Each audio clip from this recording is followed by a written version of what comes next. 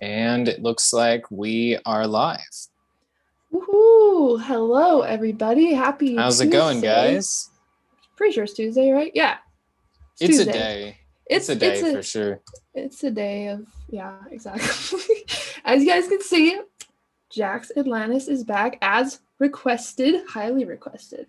And we kind of wanted to just talk a little bit about what we do and our mentorship to Lucid Genesis, a little bit about astrology, lucid dreaming, if you guys have questions, and just how we can marry the two together. And I know that there's a lot of misconceptions when it comes to astrology. A lot of people, I feel like Jax will just be like, oh, well, astrology is not real because it says that this zodiac sign is supposed to be with this sign, and I've never met a sign. Yeah, I feel like it's like very like surface level when I hear a lot of people talking about it. So I would like to hear about like your favorite things within astrology, or how you explain it to someone that is just getting into astrology, to kind of sum it up in an efficient way. Yeah, the only question really is like the how question, like how does astrology work? Is it because of some sort of metaphysical force that emanates from planets, or is it a metaphor for some sort of conversation with the universe? Like there's not necessarily like some sort of fixed answer on that. But as far as, if you sort of take in the original metaphysical claim that astrology projects this energy, that the movement and placement of the planets creates a certain sort of frequency or harmony within the universe, or disharmony, then it really, then you start to look at, okay, does this apply to my life? And does this apply to history? Because on the person aspect, then you get into sort of like the psychology, and you get into, kind of the subjective in a way. But if you look at history, you can see certain events that perfectly line up with the planets. And to me, like the main argument I make is that astrology itself in its current iteration might be something that is invented, or might be something that, isn't necessarily within every person, but the foundational markers in astrology are, I believe, absolutely universal. And that comes from not just the fact that astrology is ancient, but the fact that so many other cultures created astrology of their own accord prior to mixing with each other. So we know about like, the way Eastern and Western astrology sort of, bubbled up in the way that they communicated with each other, the way that they branched off. But there's a lot of other cultures that we don't necessarily give any credit to astrology that are absolutely directly connected to it. For instance, with the sun and moon, you could make the argument that it makes sense about, the sun's meaning in astrology, because it literally, you produce vitamin D when you're in sunlight. So it's like the happy feelings, the sort of the passion, the soul level energy, all of that is something you can kind of explain away. But not that Mars was always looked at as essentially the battle or the sexuality planet.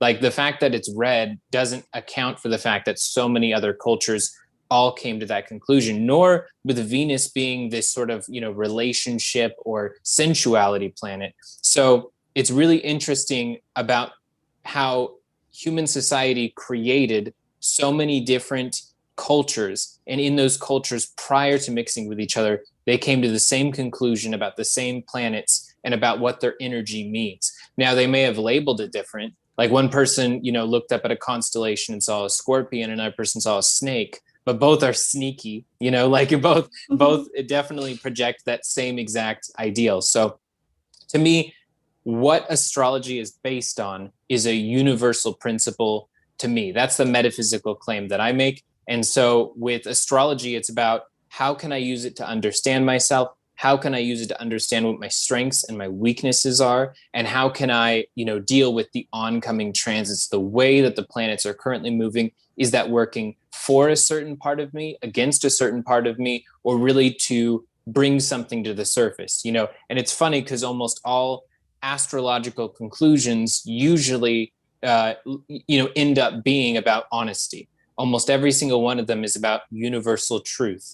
Like, whether it's a communication, issue that's coming up because of Mercury, whether it's a relationship issue because of Venus, almost every single time what is being prompted is true honesty. So it's really interesting. And honesty, the truth, is sort of the universal principle for all religions. Even the ones that disagree with each other on the surface or even in some of their interpretations of universal truths. So it's just really crazy. It's like the craziest part about astrology is if you look only at its conventional meanings created by people that we think of as primitive cavemen, it's essentially like Jungian psychology.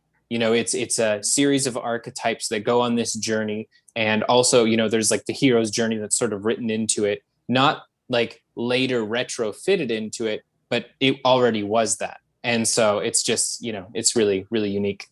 How do you think that, how do you think astrology was discovered, like first discovered? Because it's interesting how people are able to study the stars in very similar ways in completely different areas and pick up on these energies. And before we even had like any technology to help us with this, like, is there any like that's that? a good question. I mean, like, it had to be some aliens. people will just go historically and say, the oldest texts of astrology are the Vedic texts. And then another person might say, well, actually there was excavation done where they found texts that certainly look astrological, but but it's not necessarily confirmed whether or not that's technically considered astrology. But even if you look at, what was it, Göbekli Tepe, like 19,000 years ago, you've got, a society of people that essentially built these giant monuments and then later would bury them every few hundred years. And this was before we were under the impression that people were building buildings of any kind.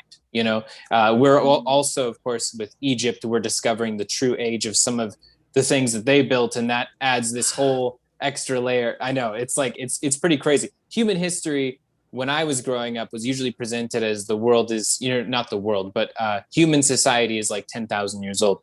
But there's so much evidence out there now that suggests it goes much further back. But as far as the original question, because I keep going on tangents, No, I love because I'm a Libra, is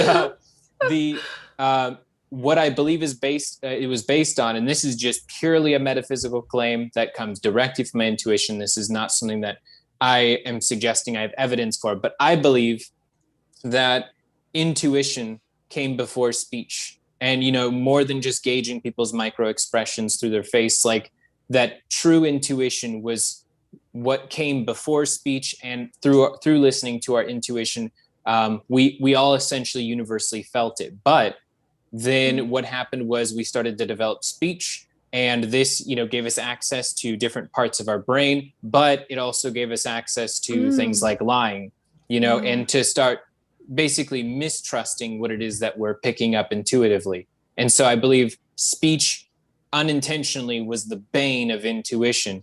And so that's why the development of intuition is so difficult for a lot of people, is because, everything that we're constantly told, everything that we're what the world constantly explains to us, and what we're being lied to about.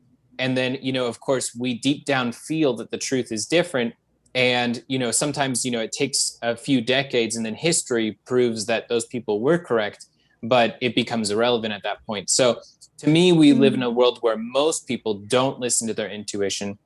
They don't listen to their gut feeling. They don't listen to any of those things. And they essentially operate on the information that's been given to them, which is, rational, because, you want empirical data if you're going to make a decision like on a career path or something else. But by listening to your intuition, it brings up things that weren't available in the data set that you got, such as that, one job, according to the data, would pay more, but you'd also have an extremely tyrannical boss, that just makes the work just completely unlivable.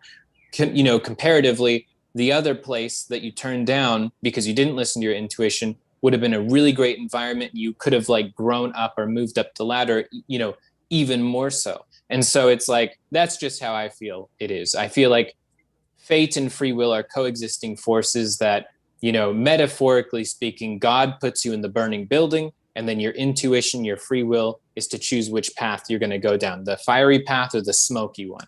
And your intuition, presents what it thinks, and then you have to decide if you're going to listen or not.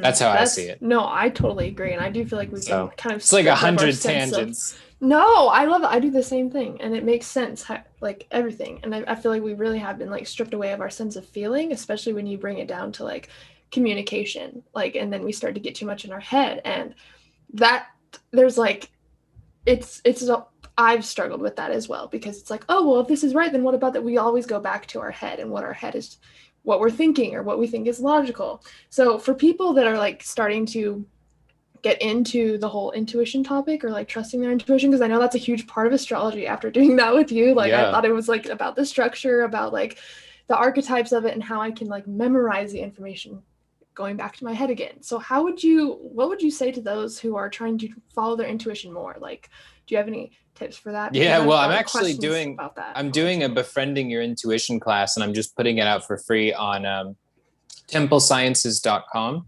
Templesciences.com. If you go there, there's classes. So there's the Peace Dealer who's teaching astrology. There's Starry Ari who's teaching energy healing, and there's myself teaching intuition. And, you know, I have a very unconventional approach. It's not, for me, it's not about, you know, all light and fluffy and being gentle with everything. For me, it's like, I'll say stuff like, okay, if you want to get into the meditative state, regardless of whether you're meditating or not, you know, you have to kind of take your brain hostage, because you essentially have your brain do a task that's less powerful than what it's capable of doing, such as focusing on just breathing in and breathing out. And eventually it feels as if your brain is a separate entity that gets frustrated with you choosing that. And then it gives up at some point. It just gives up, and you have this feeling wash over you. So I'm really unconventional with the way I teach it. I teach it as if it's like combat instructions or something, but, you know, to me, it's the way that I look at it.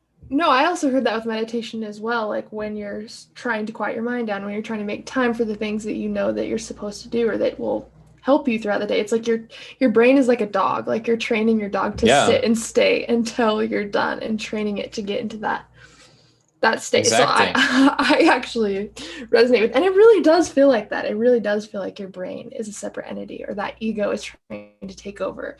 Yeah. That's the battle sometimes, you know? Oh my gosh. Yeah. So that's what I recommend essentially is true self-validation, like a full set of validation. Because if you cherry pick only the times that you intuited something correctly, or only the times that you intuited something incorrectly, then you're not giving yourself like the full, you know, data. Like, you've got to take a notebook, write down all the times that you felt that you were dead on with your intuition, write down all the times you felt you were completely incorrect. And then you'll start to discover something which is really interesting, which is that the times where you thought you were incorrect were all things that actually you noticed you have an extreme attachment to, you were super fixated on. Usually it'll be in the form of like a relationship person, like coming back into your life or something. You'll have this extreme fixation about it. And because of that, it wasn't your intuition suggesting they were going to come back or text you or whatever. You know, it was just the fact that you were consciously like trying to control the universe and will that into being. And the reality is, like, you know, your intuition deep down knew, like, it's over, like it's been over. And so, you know, that try to reason with it though. Right. Like, exactly. Yeah. We try and, you know, it's just like pulling tarot cards again, being like, well, don't like that reading. I need some clarity on this again. Yeah. I don't like the tower. So yeah, no, this was a mistake. That's a big part of it. But you know, with intuition, like astrology, it tends to always come back to honesty. Like, truth is, to me, kind of like the ultimate power. It's the power of God, metaphorically, whether or not there's like a singular God image, or you believe in polytheism. Regardless, truth is the thing that all of it leads back to, and that all of it comes from. And, you know, that could be argued, but to me, that's what it all comes down to.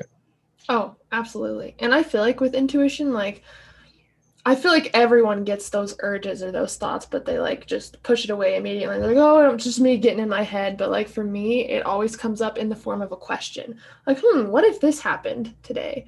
Or like, that'd be weird if this, and then it always, even if I don't listen to it, I'm always like, oh my God, I was right the first time. And so it's all about trusting that voice. And I feel like your body will, how we feel, that's a signal from our brain, like what we, you know, does that make sense? If you're fixating on a thought just with your conscious mind, like your forehead might sweat, and maybe your eyebrows get, you know, those muscles around your eyebrows get a little bit sore, but you don't feel anything from fixation except for this sort of dark tone, you know, tonal resonant energy. But with intuition, it's like it's like this mini awakening. It's like, it's almost like a shower for your energy. All of a sudden it just sort of like washes through you, and it's like, and it's positive, and it doesn't mean that you always intuit positive things are going to happen, but it means that you're intuiting the truth, and the truth is what it is, regardless of whether you feel that it's benefic or malefic in nature.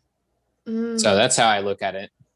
And that's what you teach people, like with astrology, like when someone's learning astrology, that's what you first guide them towards, right? Is first trusting their intuition on like the energies, because which everyone's really upset about. Everyone is pissed at that, because what people, and this almost sounds condescending, but what people think that they want is, they think that they want me to like lay out a list of the planets, their meanings, and then you just memorize all of the things. The problem with that is, for one, the amount of things there are to memorize are so insane that it's unlikely within your lifetime you'd memorize all of it. So to me, it's like, understand the concepts. So you just take, the 12 archetypes, and you take the different manifestations of those archetypes, and you take the planets, you take the houses, and you understand how they interact with each other, or how they would interact. And then I have people do it intuitively first, before they know or have memorized any things. And it makes people mad. But I fought with you about it. I know you fought with me a lot about it. And, but I just have to. I have to, because to me, I believe that that's the right way to go. And I believe that if, I just point to someone like, here's this book, just read this book over and over again, memorize everything, then it takes away like the magic too. Well, it takes away the magic, and I believe it creates inaccurate astrologers, because when you're someone who has gone with no intuition in your reading or in your horoscope or anything, then what happens is you have essentially this open list of bullet points that it could potentially be, because you memorize them. And so you just are like, you'll either be, really happy about this, or really devastated. You'll be really this or really that. And it's like, okay, you're not actually providing anything direct. You're not providing anything that has meaning. And that's why most people don't believe in astrology, because they've seen newspaper horoscopes. If you're a Cancer, you'll either cry today or smile a lot today. It's like, which one? That makes a difference. Like that's a big, it's like, instead you can say, this is going on in this house, which is going to create a lot of tension in this area in your life. And this is going on in your life, which creates a lot of positivity. And this thing over here is doing this. And then you can sort through like, what's important to me? What am I going to focus on today? And in what way can I make the imperfection that I'm going to be the best imperfection it's going to be, knowing that there's these other sort of pressures on me? How close can I get to, perfection, by listening to who I really am? Plus, I also think that people just like Google like the basic characteristics of like their sun sign, and if it doesn't match up, then they're like, okay, this is BS. Like, this doesn't make sense at all. Yeah, so, which creates the conversation about a sign versus an archetype. Like the Aries archetype, the warrior, is not going to manifest as a literal warrior in every person who's the Aries sign. So someone might be an Aries sun, but have a Cancer moon and a Cancer rising, and have all of these other water placements, and they don't match the description of Aries at all for the Aries, archetype, if you will. But the archetype is definitely playing out in the way that they're living their life, in the context of the challenges that are coming into their life. Like whether it's that they're an only child, or whether it's that they're the youngest child, or whether it's that, in life, they have to battle in, a particular area that's revealed by the rest of the chart, like relationships or in career. Like, they might have Mars in the 4th house, Mars being the ruler, and it creates a lot of difficulty with creating a stable family structure, and or, a lot of sort of infighting between you and your sort of birth family. So it's like, you have to look at the full picture. To me, that's how I look at it. For sure. And I was always interested in astrology, and I knew that I always wanted to study it and, master it, if you will, eventually. Yeah. I'm trying. But I wish you luck. I wish me luck too with mastering it. Yeah. I guess that's maybe just a thing in my head that I feel like I need to do. But it depends on what you consider mastery. Because I think you can be a master at what you do with astrology within your lifetime, within years rather than decades. But to be a master of all aspects of astrology means like you That's gonna take some are, lifetimes. yeah, I'm just talking about it's at going to least take a at your minute. level. It's Okay. going To to take a me, minute. you've I know that you're gonna say, oh, I haven't mastered it, but in my eyes you have, because you can just look at it, you just can you don't get confused when you look at a chart or when you're deciphering a story. Like, it's just so fluid and easy, and that's where I really want to get to. And when it came to like other astrologers that I've heard in the past, it just felt weird. Something felt off. And I didn't know if that's because I wasn't drawn to astrology or it was just my intuition telling me, like, this isn't right. But then when you start talking about it and then we start diving into it together, it's like there's so many things like clicking in my mind, and I'm like feeling like I get like physical downloads when we like decipher charts or we dive into it. And so I feel like it's just the way that you do it and trusting your intuition. I know I gave you so much crap for that earlier, Yeah. when I was No, like, you it's know good what, though. no, I It's need good. bullet points, I need And just you're a a book, Leo, so I knew you would dig in your heels about it. I knew that you you would, know, you would just keep you. fighting it, but eventually I'm, Eventually I was like, okay, I get it. Because if you start studying all of that first and you've like learned to like read by the book, then that's always going to get in the way of trusting your intuition, because you're always going to go back to like, I don't know if my intuition's right because it said this in the book, or like this in the, it like totally takes away the intuitive side if we do it the way that I wanted to do it first. Now I can see why it's important to build the intuition first. And plus, that helps you in every other area of your life. It's not just with astrology, but it's like trusting your yeah. intuition in general and being able to feel these different transits or changes without having to like look up your chart. Like, you can, I message you sometimes, I'm like, oh my gosh, this is happening today. Is there like anything going on Yeah, today? and it's funny because you always choose the days where it's like slam dunk for any astrologer I looking at it. know. That's why I'm like, what's But going the on? fluency of looking at a chart and immediately knowing all this stuff about it will come inevitably from either passion or boredom.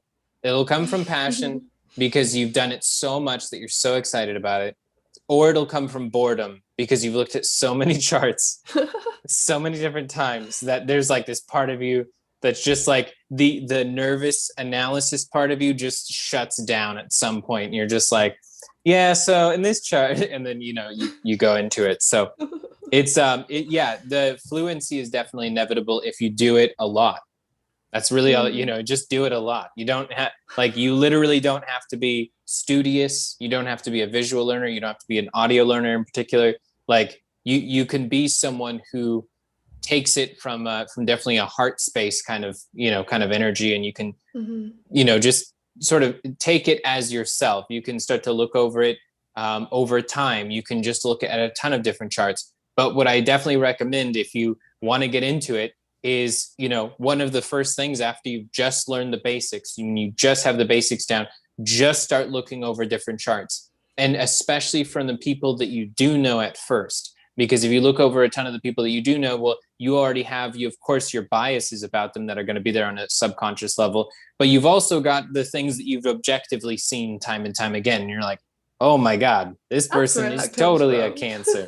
Oh, this person's totally a Leo, so. And Yeah. I have a very large family. I have almost the entire zodiac just in my immediate family. So learning astrology and looking back at my little brother who's an Aquarius, my little brother who's a Cancer, my older brother is Sagittarius, older brother Leo, older sister who's a Taurus, my younger sister who's an Aries. Like, just from that, I got like, it's so hilarious. We all act very close to the archetype, very close to the sign. So like, and it just so happens to be that way. There's Aries out there who are just quiet and reserved and don't say much, but my little sister who's an Aries is as Aries as it gets. She is stereotypically Aries. It's just I hilarious. have little twin sisters that are Aries. They're like 17. Yeah. So I think my mom's a Scorpio, my stepdad's a Capricorn, my two twin sisters, they're not Aries, my little brother's a Libra, my older brother is a Gemini.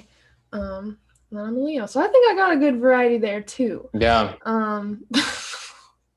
How was it for you growing up with that? Like, it was great. And it's funny because I was Libra, the middle sign, but I became the middle child because some of my brothers and sisters are from, marriages rather than all of them being from the same two biological parents. So So I suddenly became the middle child out of nowhere at one point when I was like maybe 10, but I had been the youngest child for like a really long time. So it's just really interesting. You know, it has been a serious learning experience, you know, like learning how everyone grows and develops. And I'm kind of glad I learned astrology, you know, in the last few years rather than, you know, back then, because I wonder how much I would have filtered through that lens rather than, you know, like being able to just objectively observe it and then later being able to do that. But I think we make what I would, you know, suggest is like an astrological, you know, sort of analysis of someone. I think we do that all the time, and we might call it intuition, we might call it something else, but we can tell that people are operating from a certain archetype. You know, they're operating from the angry archetypal, you know, young man of Aries who, you know, wants to force something to happen in their life, even if this person is a woman or, you know, whatever. You see someone who's a Taurus who is after the possession of things, or who is, you know, definitely like a magical Taurus who is all about manifestation, who is all about, you know, creating these really positive things, who's about, you know, sort of sowing the seeds in the first place before they're reaped in, you know, like Virgo season. So it's just really interesting, the things that you get to sort of witness about the human condition. It's sort of like all written there. Absolutely. And it's made things more exciting for me too, because I feel like I'm a lot more dynamic and there's a lot more to my character and other people's characters around me than I can physically see. It makes me pay attention to like even the moon phases more. Like it definitely influences the magic that I practice as well. And it just makes things more exciting and creative and fun. And there's always something to learn and dive into. And I'm so glad that astrology is so dynamic and diverse and wide, because you're never going to run out of information and you can always dive into something and find something new about yourself or the world or anything, you know. And you're a Leo, so you know you're gonna definitely out astrology me I'm trying. in a matter of time. Okay, don't go that.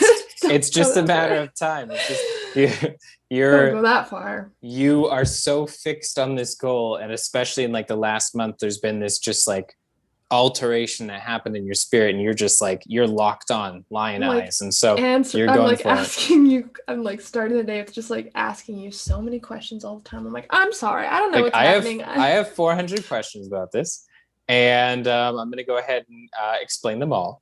And then if you could just give me, you know, like a 1-minute answer for all of them, that'd be awesome. I know, just a quick little answer. I literally have debated, I think I told you this earlier, that I'm going to just create, because I have probably enough questions to fill up a notebook. I know that might be alarming and scary. Don't worry, we'll take some time on that. It is. But you know, I just want to be able to really understand it, and I really don't really trust anyone else when it comes to astrology besides you. So that's why I come to you with so many questions. Yeah, and same with me and lucid dreaming. Like that's something that, you know, I would say I've partially applied myself to that so far. You know, I've in bursts of time taken the initiative to like really hit those reality checks, you know, really go through everything that you've showed.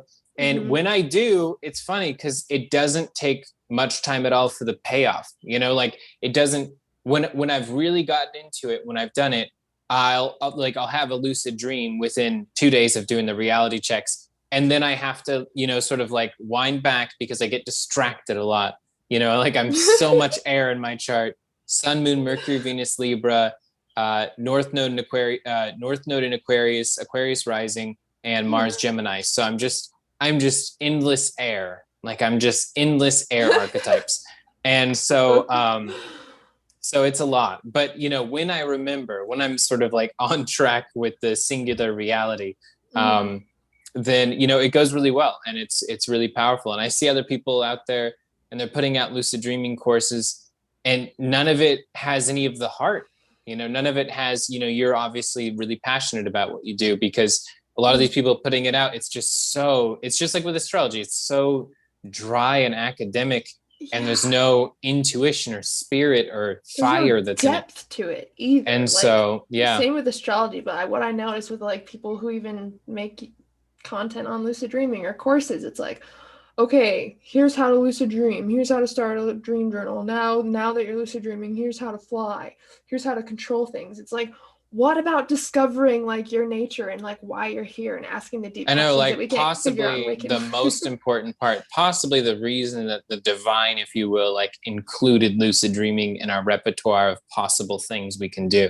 Like it might be specifically for understanding who and what we really are and understanding the subconscious so we can bridge the conscious and subconscious together as an equal partner. Like it's possible that that is the exact reason, and it has nothing to do with the pretty colors or the creation of, you know, the stories. I So think, yeah, that's you're totally like, because you know, I'm like, dude, because we're inside of our own mind. We can literally talk. I've talked to you about this a million times, but we can like talk to our subconscious mind. That's my favorite place to do shadow work instead of like trying to dig in the waking state and, you know, bypass the conscious mind and see what triggers you and wait for it to come up so you can journal it out. You can be like, hey, subconscious, show me my shadow. Boom, there you go. It's like a very efficient way to do a lot of the work and to expand in this lifetime, but you have to work for it, which is why I think some people fall off, because it's not just instant gratification. You have to dedicate yourself to a mindful practice, you know, but that's then true. everything else becomes easier because you took the initial time to learn that and to put time aside for it. But it is, as you know, it is my favorite place to do everything. Have you ever done like inner child work in the lucid dream, like called on your like inner child and just met with them and No, hung out with them? Oh my no. gosh, I have a whole list Despite of my things. bleeding heart sort of testimony on how lucid dreaming might be for the discovery of the archetypes, the moment I've been in one, I'm just essentially, it's usually like I am a character who's introduced to these other people who are already actively on some kind of journey, and I'm like, I'm on it. And like I get so excited about, you know, the way everything looks, or, you know, like I'll get so excited about that. I'm just like, oh, this is so cool. And then, you know, I sort of like, you know, over time, like I'll stop doing reality checks or something, and then the lucid dreams come less, or my sleep schedule is disturbed. But I remember when I was a kid, that's, I used to lucid dream naturally. Like I was able originally to do that, and I kept being to people like, you know, when you rewind your dream and you do this thing instead and you do this, they're like, what the heck are you talking about? Like, what do you mean rewinding your dream? So I was like, yeah, when you like rewind the dream and then you go back to this point and you decide to do something. And so like they're looking at me like I was crazy, and I may have shut it down just because like no one was empathizing with that. Too. Yeah, Yeah. it's like, oh, that's not what it is. Like that's no one's not what reflecting that light one that does. Yeah. Yeah, Totally. childhood is about understanding what the boundaries of reality and society are. So that's why we're so easy to condition as children away from, you know, to me, I believe like our gifts, because you essentially say something's not real enough times, they're like, okay, it's not real, period. Yep, it's and like just that's a dream. it. Like, But the placebo and nocebo effect, you know, just clearly show that you can heal people when they think that they're taking medicine, or that they can be harmed with side effects if they think that they're going to get those side effects from a medicine. Like it's just true. And we just act like, oh yeah, that's weird. Placebo effect, how weird. It's like, no, that's a big deal. If we can alter the way we actually feel and our ability to heal through just our mind, like that's huge. That's why I just don't feel like there's either not enough studies about it, or they're not doing or saying the right things to make people I like, just saw a study done by Vice, which was talking about being able to successfully communicate with people whilst they're in lucid dreaming. Did you see that? I did. And what's interesting about that is I can't tell if they're like way behind or like something new came out, because that's literally how lucid dreaming was proven in 1970, was that while in rapid eye movement, you know, our eyes are going back and forth, but it's actually like connected to what our eyes are doing in the lucid dream. So if you're watching a tennis match in the lucid dream, your physical eyes are going to be darting back and forth. So they're like, why don't we give you a signal to, you know, like a Morse code almost with your eye direction in the lucid dream to let us know when you were lucid or when you got into the dream. And they successfully were able to communicate to the physical world that they were in the dream. And specifically the eyes? Yeah. Like, are there any other body parts that do, like, will the head move if you're looking around or anything like that? Unfortunately not, but that's for a good reason, because when we're in REM or lucid so that we don't we're in sleep paralysis. Right. So you don't punch your partner, or like, you know, you could see if someone like sleepwalks, they probably have a deficiency in chemicals that put their body into REM sleep or sleep paralysis, you know. So unfortunately we can't just like get up and fly in waking life if we're like flying. That's interesting. Sleepwalking is caused by a deficiency in vitamins? And just the body's ability to, I can't remember what the specific chemicals are called, but there's two chemicals that are released in the body to let your brain know that you are dreaming, and then it shuts down the body, and that's why people will wake up in sleep paralysis or vibrations. And have you ever had that experience? Because I get questions about that all the time, like, oh, a demon like attacked I me. And had like one sleep paralysis experience in my life, and it was when I was, I think, 9, and that was the most terrifying thing ever. I don't remember do you if The remember? Mummy with Brendan Fraser had just come out. I don't know if it I was love that. sometime around there. The reason I bring that up is because this being I saw was a mummy, and I had in my head already convinced myself, like, oh, I don't need to be afraid of mummies or anything, because if they exist, then they're in Egypt, and there's no way that a mummy could cross an ocean. So I was like, You're okay, so like so I don't have to like I don't I have to love worry that. about mummies. Like, if they potentially were real, I don't have to worry. It's impossible. They can't get to America. And which I wasn't even thinking That at the is time. There's so museums. Libra of you. I never had the luxury of having that thought process. That's how I was with all things that frightened me as a kid. I was like, okay, what's the potential that this is, a thing that could happen? It's like, okay, well, this can't happen. I don't have to be afraid of giant ants because I'm really confident in our ability to, travel faster than them, etc. Like any movie that would present a monster of some kind, I'd be like, okay, do I gotta start thinking about this? As like giant spiders, like they would be thwarted just by sunlight. I'm pretty confident. I don't think they'd be able to handle a day in the sun, like because they would, take up so much space. So where were you when I was little? Damn. I know. Like I had the like... answers because I needed them, because I was a very Yeah. frightened child of scary movies. Yeah. But anyways, The Mummy had come out somewhere around that time, and I was in sleep paralysis, and I look up and there was this glowing mummy in my doorway, and it was just like emanating this like darkness, and I was just like, I like couldn't even move. It was so freaky. And the funny thing was, it was so surreal that I went past fear into some other state where I was actually kind of calm. It was like, this is so terrifying that I can't even like process fear. And that was my only experience that I ever can think of with sleep paralysis. But it's definitely something I would be open to trying now that I'm not worried about mummies. I'm not worried about any other, monsters or anything like that. I've never Where I'm at is a good conducive place for that. I've never had, it's weird. I don't know. Because I used to have lucid dreams and out-of-body experiences when I was little, but I never really remembered the sleep paralysis process. I think I might have told you about this like a waking nightmare that I used to have as a child all the time. It's very hard for me to explain, but as soon as I would lay on my bed, there would be a nightmare that starts on my ceiling.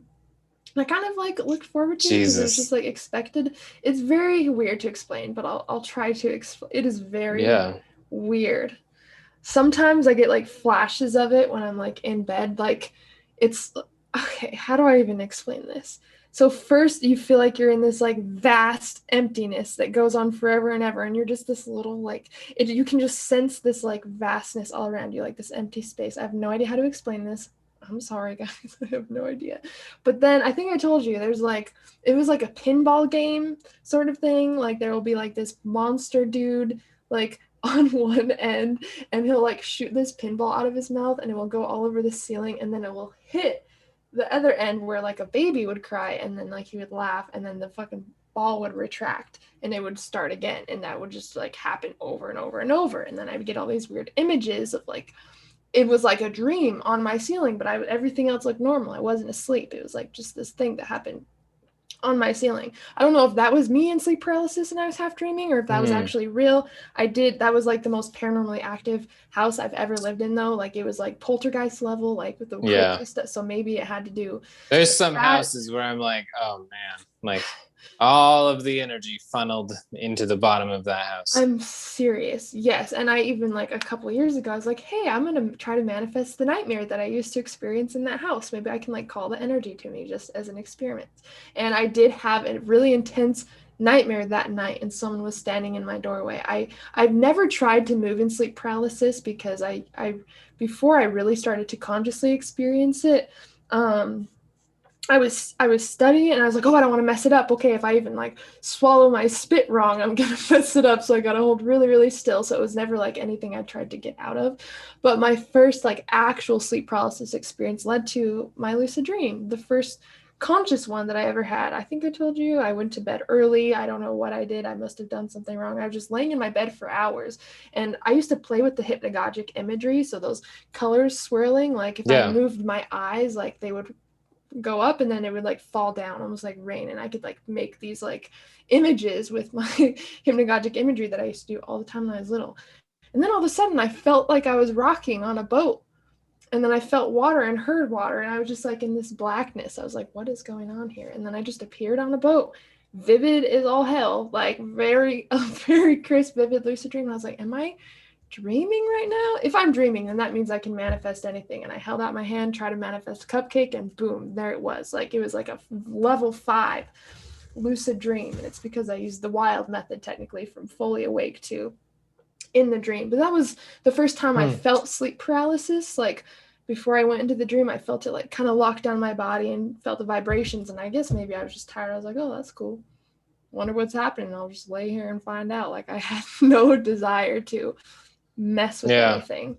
But I feel like sleep paralysis is a really good thing to learn how to induce, because it's not scary once you learn how to induce it. Right. It's a thought responsive Yeah, state. and I So, would be down to meet that mummy again and have a conversation with the probably mummy. cool And dude. maybe the mummy was Coffee. great. Maybe he was like just showing up there. He was just like, happy birthday, or like maybe he was just Exactly. trying, and I interrupted him with my fear. Like Exactly. I interrupted his kindness with my fear.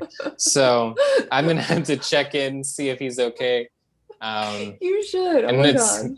I It's actually been a while. specifically want to do that now. Yeah. You should, because it is very possible to go visit your past nightmares. And I feel like they are actually like beings or entities. Maybe they're just thought forms. Who knows?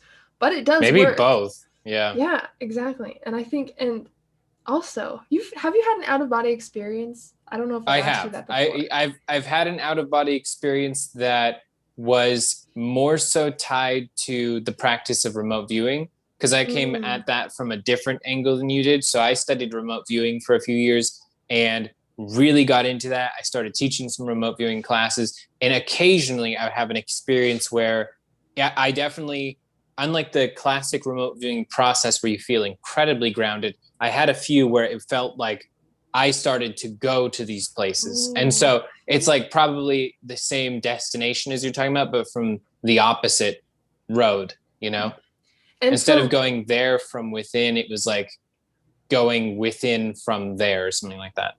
Okay. And is it like, because maybe I think I've kind of practiced remote viewing, maybe, but I feel like it mostly turns into an out-of-body experience. I'm just trying to decipher the two. So remote viewing, is that like full conscious awareness? Like it's like your sensory information is totally activated. And it's like you're seeing real stuff. And the filter with which you're seeing real stuff sometimes is literally faithful. It's literally, exactly how something is. But a lot of times you're seeing it through almost this filter. It feels like you're seeing the structure of things more than the things themselves. Like instead of seeing the kitchen table, which is brown under normal lighting, under which the colors that the human eye can see, instead of that, it's more like you see the building blocks of the shapes. You see like the shapes that make them up. And sometimes like they're colorless, or sometimes it's very light in color, even though the actual object has like hues upon hues of colors. So. Does that come with physical sensations, that experience? Do you physically remote viewing? anything? Yeah. Remote viewing, you get to a point where you start to like feel it in your hands, because the hands in just regular life, they of course are constantly like an octopus. They're reaching, touching things, like gathering data about them and transmitting that to us. Well, in remote viewing, it's like they still want that same usefulness. And so at first, it's really difficult to not use your hands, but eventually you get to a point where you can almost like feel what it is that you're seeing. And it's like, okay, so where does feeling and seeing end? And I feel like I'd have to put on a blindfold for a couple weeks to, sort of like experience maybe the understanding from that. But it's definitely interesting. Wow. In fact, I did a couple blindfold experiments where I was blindfolded for like a day or so. to try out remote viewing to see what it did. And it definitely increased the depth of where you go. I would highly recommend if someone was, especially if someone who was not born blind became blind, I'd be really interested to see what them learning remote viewing would be like for them. And if someone who is born blind, I'm definitely curious about that too. To what degree the tactile sensations would be the most important thing or the only thing? Would there be something more, like, I don't know. It's a crazy thought experiment, but that's so interesting. And I feel like remote viewing is like a really good practice ground for like trusting your intuition, lucid dreaming, and out-of-body experiences, because that just trips me out about remote viewing, because lucid out-of-body experience, it literally feels like you died. Like, that's the best way I can explain it. You literally feel your physical body if you induce it from your bed. Obviously, you're not dying. There's no pain involved. Everyone's fine. But it's just the only way I can explain how real it is. Like, you will feel your physical body slipping out of your bed, like floating up, whatever, like as vivid as possible. And if you're traveling, it literally feels like you're like traveling through like wormholes or something. Like, it feels like it. Oh my gosh. It is like lucid dreaming, but on steroids a little bit. So they're like very similar experiences. And I actually used the out-of-body experience state to check out the spirits that were in that house, that like really freaky house. Because there was just crazy stuff happening all the time. And I was like, well, maybe I can just like pop out of body real quick and say hi to him and see what's going on. And that is so real. I think. Yeah, that's wild.